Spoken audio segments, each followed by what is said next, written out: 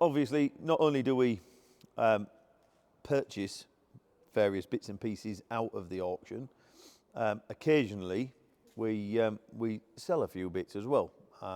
So I had my Ford in this time. It's down here. Look, we'll wander down and have a little look.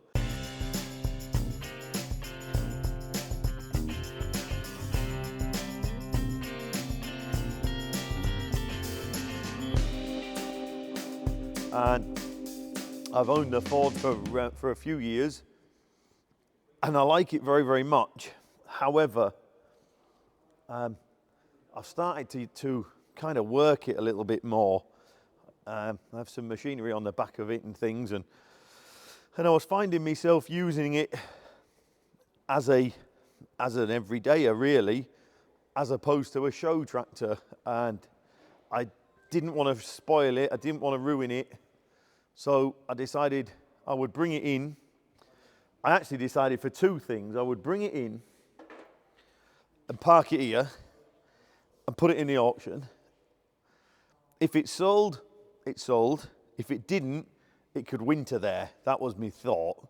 My shed at home's a bit damp, and so I thought, well, it can come here, it can sit in this corner, can't it? Nice and dry, nice and safe.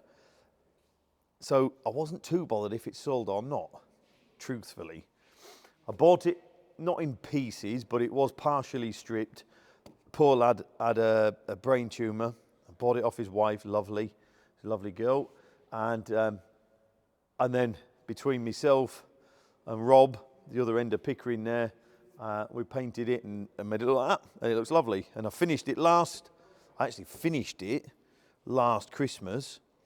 We'd used it in its working clothes prior to that, but actually finished it last Christmas. I came in over the holiday period, mainly to answer the phone and to fit the lights on and wire it up and things so Charlie could do his tractor test in it.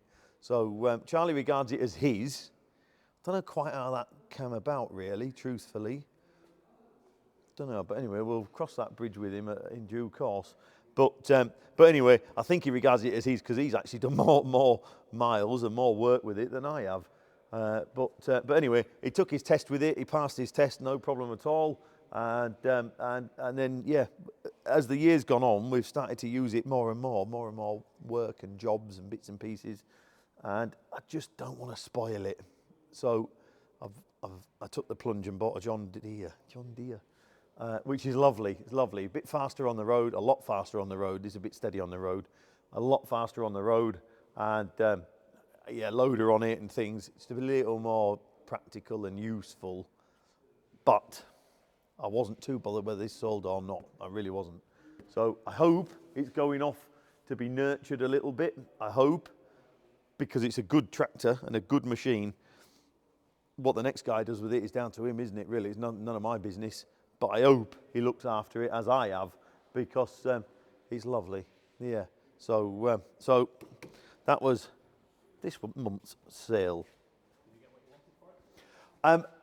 Not under the hammer. We had to do a little bit of negotiating, and the trouble is with these, they're difficult to value. I had a figure in my mind. I think we settled on 17.5 in the end. I'm sure we did. I was hoping it would knock on towards the 20 mark. I think it ran out of steam at 15 in the sale, so we split the difference. That's top and bottom of it. Could I go out tomorrow and buy it back? The answer is no, you can't find them. Not like that, not in that condition, not as straight as that. It was dead straight, very little welding on the cab and things. Most of them are rotten as a pear. So I wouldn't like to go out next week to purchase that tractor back again. So unfortunately, it's one of those, should I have sold it, should I have kept it? Who knows?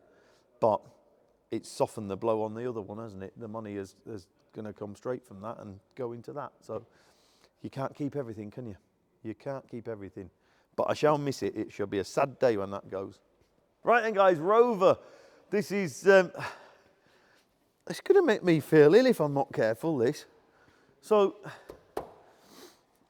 sold this in the November auction, which is a kind of a moment, really. Not that I'm romantically attached to it or anything daft, but we've owned the car, I don't know, 5, 6, 7 years. came out of a barn, been stood 18 years or whatever it might be. So it was fairly seized. Engine was okay, but brakes were seized, didn't run, so on and so forth. And I did quite a hefty recommissioning job on it, mechanical recommission.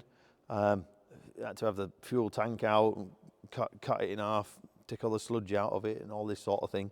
So I got to know the old car pretty well, and I prepped it so I could use it every day, which I did. Throughout the summer, used it every day for the first year, two, whatever it might be. Lovely.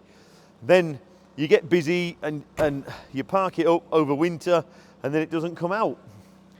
And I recommissioned it for the second time for that run, whatever that was, that scenic tour, which was the 1st of October 2023.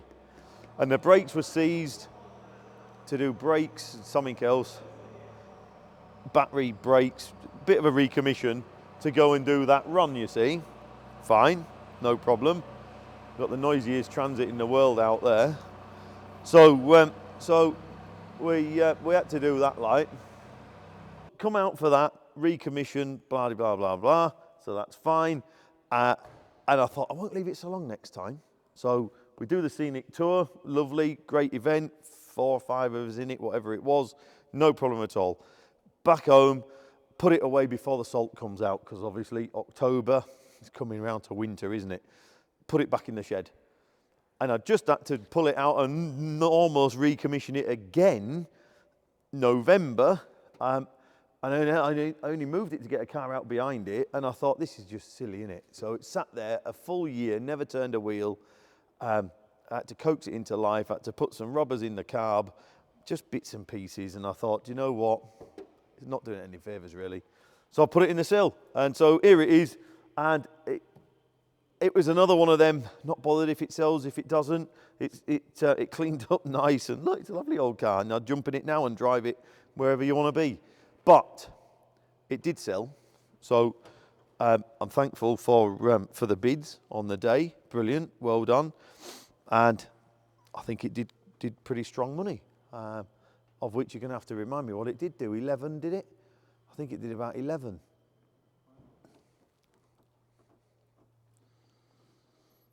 You do 11.3.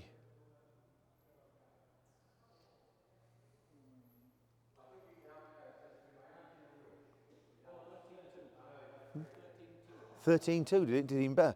Yeah, so I thank you for your bids on the day and things. It caused loads of interest the week before, and it's gone and achieved 13.2, which, I'll be quite honest, is more than I anticipated it doing. However, it's never had any welding. The only welding it's ever had is the bit on the tank that I've just said about, that I've done. Structurally, absolutely solid as a rock, which is unheard of. It's a nice early one on carbs. So really, go and find another one. So there she is. So now, I don't know what I'm going to do now, because I've got nothing necessarily to replace it, and I'm not really bothered for anything to replace it, because it'll just sit in the shed, won't it, and year in, year out. So we'll probably just hang fire. But we have some fond memories and bits and pieces in it over the last few years.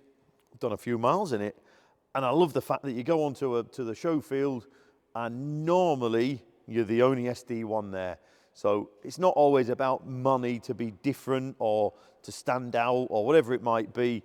You know, sometimes just a run-of-the-mill family car, which that is just as appealing to people as the flashy Aston Martin or Lamborghini or whatever.